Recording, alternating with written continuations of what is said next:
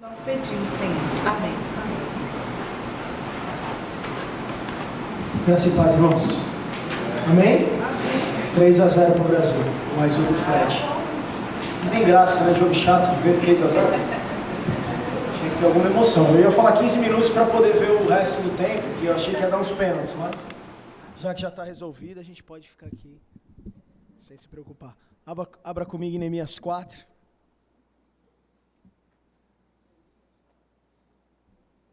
Neemias capítulo 4.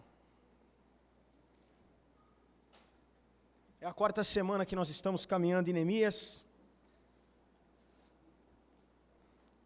E nós estamos vendo então a história de um homem que era copeiro do rei Artaxerxes, alguém que tinha uma posição social de destaque, alguém que tinha um baita trabalho, um belo trabalho, alguém que não tinha preocupações, estava com a sua vida garantida, mas é alguém que recebe uma notícia do seu irmão, dizendo que a cidade onde estavam sepultados os pais estava destruída, e alguém que se entristece com essa situação, e a partir do capítulo 1, então nós vemos alguém que se importa com a situação de Jerusalém, e alguém que de alguma maneira tenta buscar uma possibilidade de reconstruir aquela cidade. Nós vemos então Neemias no capítulo 2, esperando o momento certo para que ele pedisse para o rei Artaxerxes, o rei que ele trabalhava, uma oportunidade para reconstruir Jerusalém, e ele espera por 4 meses, orando, buscando uma direção de Deus, e no momento certo ele pede para que ele possa estar indo a Jerusalém, se ausentando do seu serviço por volta de 12 anos, para que pudesse reconstruir. Ele retorna para Jerusalém com autorizações, com autonomia daquele rei, do seu ex-chefe, para que ele pudesse chegar ali e reconstruir Jerusalém. E ele precisava de ajuda, e ele então busca trabalhadores, e nós vemos no capítulo 2 também que ele contagia muitas pessoas para que pudessem estar ajudando. E no capítulo 3 nós vemos essas pessoas junto com Neemias prosseguindo. Nós vemos essas pessoas junto com Neemias avançando na reconstrução de Jerusalém. E um teólogo chamado J. Parker diz que os capítulos 4, 5 e 6 de Neemias tem, na opinião dele, por tema guerra espiritual. E eu fiquei pensando, guerra espiritual é algo bem forte, e eu fui levado a lembrar de alguns versículos que você conhece aí, de cor e salteado. Um deles está em 1 Pedro 5,8, que diz assim: sejam sóbrios e vigiem. O diabo, o inimigo de vocês, anda ao redor como leão, rugindo e procurando a quem possa devorar. Em Efésios 6, Paulo nessa carta fala mais 2 coisas. A primeira no versículo 16, que diz: além disso, usem o escudo da fé, com o qual vocês poderão apagar todas as setas inflamadas do maligno. E no versículo 12 ele fala: pois a nossa luta não é contra pessoas, mas contra os poderes e autoridades, contra os dominadores deste mundo de trevas, contra as forças espirituais do mal nas regiões celestiais. Se nós, em algum momento, precisamos entender que nós não devemos ter um equilíbrio. Talvez nós não precisamos espiritualizar tudo, mas também nós não podemos esquecer que existe algo espiritual também. Existe algo espiritual que nos cerca. Se nós nos concentrarmos somente no inimigo que é visível, aquilo que nós vemos, que você conhece muito bem, pode ser que nós estejamos esquecendo daquele inimigo que é invisível. E quando nós confiamos só naquilo que é visível, nós vamos concentrar o esforço naquilo que nós podemos fazer. E muitas vezes, quando nós confiamos nas nossas forças, nós podemos ser decepcionados, nós podemos de alguma maneira ser derrotados. Se eu subir aqui e achar que com algumas palavras eu posso convencer você de alguma coisa, eu vou estar enganado. Eu vou estar totalmente enganado, porque nós falamos de coisas espirituais. E a nossa oração é que o Espírito Santo, de alguma maneira, através da minha vida, por misericórdia, possa fazer com que essas palavras toquem o teu coração. E nós possamos sair daqui transformados. Não são palavras bonitas, não são nada. são ação do Espírito Santo na tua vida e na minha vida, para que nós possamos entender a história de Neemias e possamos, de alguma maneira, sair daqui mudados, transformados pela palavra de Deus. Neemias, então, agora no capítulo 4, se depara com inimigos físicos, pessoas que refletem muitas vezes uma tentativa, uma ação de Satanás, de usar essas pessoas para que pudessem impedir o propósito de Neemias, para que pudessem barrar a reconstrução de Jerusalém. E é importante nós entendermos, irmãos, que no mundo que nós vivemos, e a Espanha acabou de bater um pênalti para fora, continua 3-0. No mundo que nós vivemos, ninguém prometeu para nós e para você e para mim vida fácil. Não. Jesus disse lá, no mundo vocês terão aflições. E eu tenho certeza que Neemias, quando chamou aqueles homens, no capítulo 2 e no capítulo 3, Neemias com certeza não prometeu para eles, vai ser fácil. Não prometeu para eles que não teriam barreiras, que não teriam dificuldades. Na verdade, Neemias está passando por uma situação que muito provavelmente Neemias pensou, Neemias imaginou que isso poderia acontecer, que realmente existiriam dificuldades.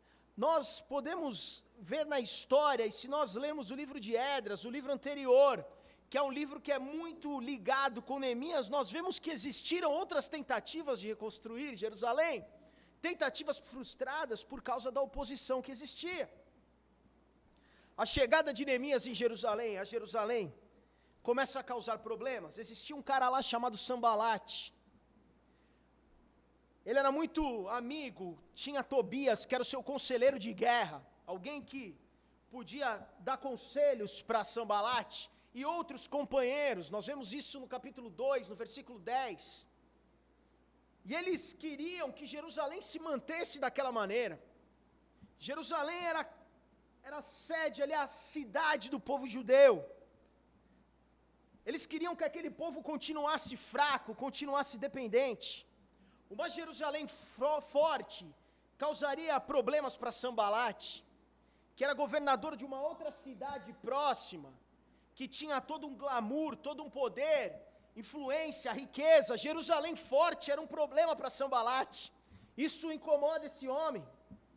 E nós podemos até lembrar que, quando nós tentamos de alguma maneira prosseguir, quando nós tentamos de alguma maneira fazer algo, servir ao Senhor, nós temos dificuldades. Muitas vezes nós vemos situações que nos reportam a pensar, caramba, agora que eu estou tentando isso aqui, agora que eu estou caminhando assim, parece que acontecem muitas coisas. E nós não podemos ignorar que muitas coisas são carnais, são responsabilidades nossas, são situações que nós mesmos causamos, mas muitas vezes nós enxergamos situações e falamos, cara, isso aqui, parece que o diabo parece que Satanás enviou alguém para me perturbar. E nós podemos entender que o inimigo, então, não quer ver que a obra do Senhor prosseguindo, como não queria ver Jerusalém reconstruída. Quando os judeus começam a servir, a glorificar o nome do Senhor, a reconstruir Jerusalém, o inimigo entra em ação. E nós podemos ver rapidamente no capítulo 4, 7 táticas que foram usadas para impedir o trabalho de Neemias. A primeira delas está no versículo 1 ao versículo 6, e daqui a pouco nós vamos avançar um pouquinho mais, que foi a zombaria. Os inimigos atacaram Neemias e os seus trabalhadores, zombando deles. A segunda, no versículo 5 ao 9, fala de maledicência.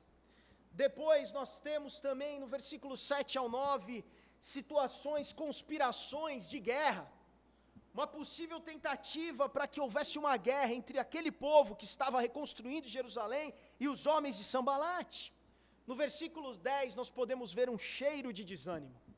Parece que eles estavam começando a desanimar, baseados na quinta coisa, que foram ameaças.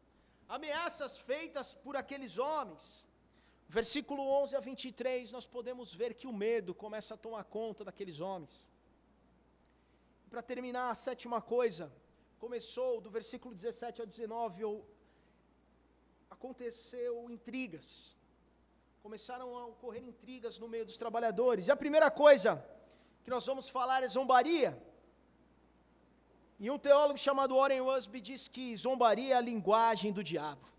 E o versículo 2 diz assim: na presença de seus compatriotas e dos poderosos de Samaria, disse: o que aqueles frágeis judeus estão fazendo? Será que vão restaurar o seu muro? Irão oferecer sacrifícios? Irão terminar a obra num só dia? Será que vão conseguir ressuscitar pedras de construção daqueles montes de entulho e de pedras queimadas? Sanbalat começa a zombar. Eles já tinham zombado, lá no capítulo 2, versículo 19, eles já tinham zombado dos judeus antes mesmo de começar as obras, eles já tinham zombado. Agora ele continua zombando. O que vocês estão fazendo aí? Ele zombou dos trabalhadores, chamou os trabalhadores de fracos. E no sentido original do hebraico, esse fraco significa miseráveis, mirrados, pessoas que não teriam condições de fazer o trabalho. Esses trabalhadores são fracos, eles não estão com nada. E nós podemos lembrar da palavra de Paulo em 2 Coríntios 12, 9, quando diz: o meu poder se aperfeiçoa na fraqueza. Poder de Deus é aperfeiçoado na fraqueza. Quando nós somos fracos, então que somos fortes. Deus usa então instrumentos fracos muitas vezes para realizar a sua obra. Faz as coisas normais parecerem loucas. Aqueles homens pareciam fracos aos olhos de Sanbalat. Depois ele zomba dos materiais que eles estavam usando. Ele fala: esses muros estão destruídos, vocês vão usar as mesmas pedras. Vocês vão tirar as pedras dos escombros e vão colocar as mesmas pedras no muro novo? E Sanbalat não sabia que Neemias já tinha pensado e planejado, e a maioria daquelas pedras poderia ser reutilizada. Eles não estavam fazendo nenhuma besteira, eles estavam fazendo algo consciente. Sanbalat zomba também do resultado final do trabalho. Isso que vocês estão fazendo, vocês são fracos, vocês estão usando pedras velhas, material errado.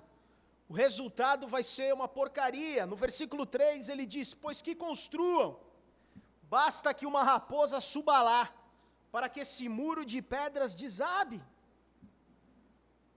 Sanbalat, Tobias, estavam nem aí. Acharam que o trabalho era grande demais para Neemias e aqueles trabalhadores. A zombaria então se tornou como uma guerra psicológica. O moral daqueles homens era desafiado, porque estavam zombando deles.